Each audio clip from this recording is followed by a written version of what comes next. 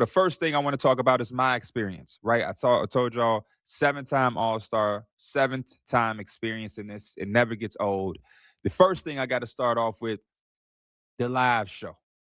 And I've been thinking about since we wrapped up the live show how I was going to put into words the experience on here and when we talk about it on Numbers on the Board.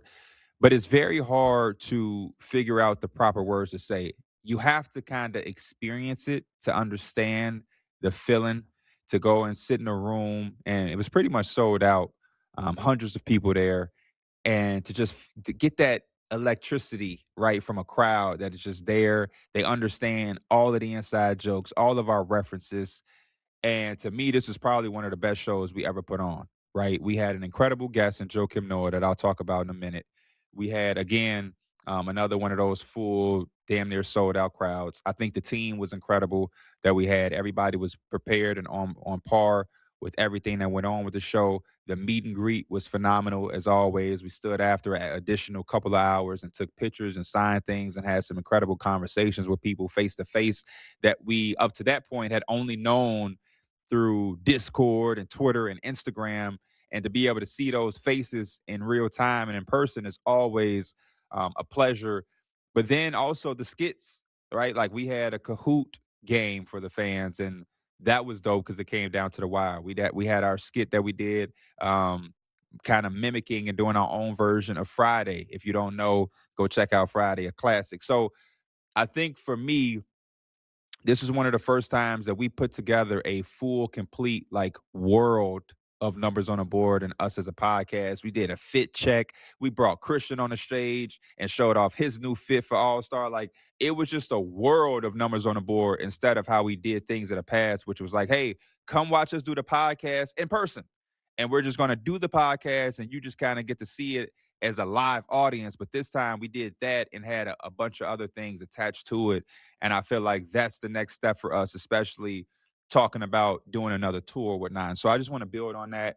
And hopefully we can continue to do dope and cool things outside of just the realm of basketball that people know us for. So that was probably, my favorite show up to this point, just from how we structured it and how we went about it. Now, from a fan standpoint, LA showed out. LA showed out. I think one of the top cities before LA was maybe Toronto. They showed out. Obviously, when we do a home show in Chicago, it'll be dope. But it's something about the electricity from these crowds of just, again, knowing everything that we're talking about, getting every inside joke, shouting things. I was up there talking about the Knicks at one point, and some dude was like, man, F the Knicks. And I'm like, whoa, you you comfortable, my man. But like that is just I don't know.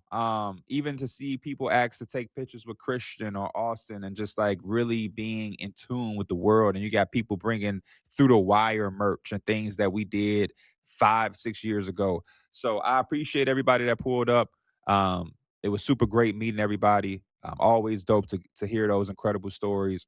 And one thing that I noticed a lot is people connect with us the way they do because of the listening experience. And I don't think that we comprehend the many different listening experiences, right? So there was a lot of people that said they listened to us during their work shift. There was somebody that said they have a long work commute, and that's when they listen to us. There was people that was saying they wake up and watch our show. There was guys that brought their significant others, and their significant others became fans of the show as well because they said their boyfriends would put the podcast on before bed, and so they would just kind of go to sleep to the podcast, and at that point, it kind of converted their significant others into fans. So the listening and viewing experiences for everybody was extremely dope. And every time we do one of these live shows, you get to find out all of those minor details that you kind of don't think about. You just kind of make the show and put on the best performance that you can and go about your business. But yeah, man, I appreciate everybody. I also want to give some love to Joakim Noah. He was one of those incredible guests. I think this is the perfect type of guest, in my opinion, right? It's a guest with a name that's big enough to attract people, right? But it's also one of those guys that we can give love to that may get lost in the history of the game, right? And that's like my favorite thing or my main focus as a voice in the space, right? I want to talk basketball in a way where we can grow the game. I want to give players their flowers and make them feel appreciated while also being able to criticize and hold them accountable in certain ways. But I also want to make sure that some guys like Joakim Noah from different eras don't get lost, because it's only a certain amount of guys that are going to make the Hall of Fame. It's only a certain amount of guys that are going to win MVPs and be finals MVPs and different things like that. There are a lot of talented individuals, right, that are kind of going to get not forgotten about. We'll never let that happen, but they can kind of get lost in some of the conversations or some of the eras because there are so many different people to kind of go up against in your own right for your own legacy. And when you think about the Chicago Bulls, especially that team, a lot of the attention goes to Derrick Rose, rightfully so. But it felt good as a fan and a fan from Chicago to be able to talk with Joakim, give him that love, hear some of those inside stories that we always wondered about when we were young kids watching those teams play. And it also felt good to be honest with him, right? I had a chance to let him know, like, man, I love what you do. And eventually I became a fan when you came to Chicago and how you repped our city and kind of took notice of how we do things and took that approach and translated it to the basketball court. But before he got to the Bulls, I was not a big Joakim Noah fan, right? I just hated Florida. They were just so damn good that it was hard for me to like them. And I was also rooting for the young Ohio State team that they beat in the championship. But yeah, man, dope show. Shout out to Joakim Noah. Shout out to our fans also for being so welcoming to all of our guests. I feel like anytime we have a guest, you guys do a good job showing them love and making them feel appreciated as well, whether y'all was around to experience their careers or not. And then the other thing I want to talk about is the last part, I guess, of the All-Star weekend as far as work goes for me and the guys, the media day scrums and just being able to, talk to these guys up close and personal. Again, some guys that we have never met before, right? Some guys we've met prior and got a chance to do it again and reconnect. That was dope. It was a little different, right? The Clippers have this state of the art arena, and where we did it was like in the locker room. Estain, you got to see the weight room and stuff like that. It was a little different and everything, but it was still dope. Still had a lot of fun there. Got to link up with my guy Jalen Johnson for the first time. We done a lot of talking back and forth on social media and everything when he followed me like a year ago or so. We've been able to keep touch that way. But we never had a chance to actually meet up and link up in person. And so to be able to experience that was dope.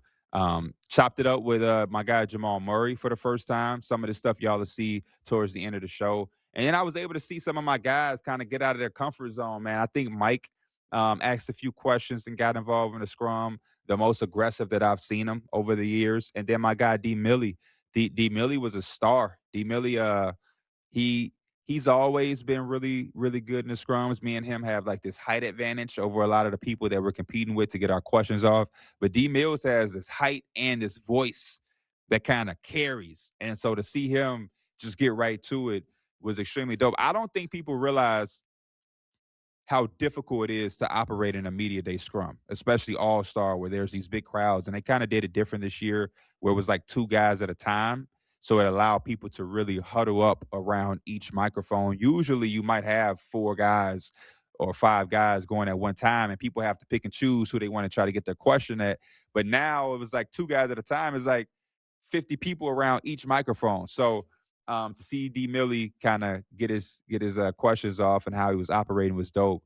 And I also want to give him credit because, again, people don't know how difficult it is to kind of think of those questions on the fly, right? Like normal, traditional journalists already have the questions up. Me, I kind of write down a few that are generalized, and then I kind of remix or, depending on who I'm getting, I think of someone on the fly. And D Millie was the same way. He was kind of thinking of his questions on the fly, and a lot of them were extremely great questions that got long responses. So shout out to the team. Shout out to the whole Enjoy Basketball family. We had a hell of a weekend. Hit subscribe for more news, highlights, and analysis from the NBA on NBC.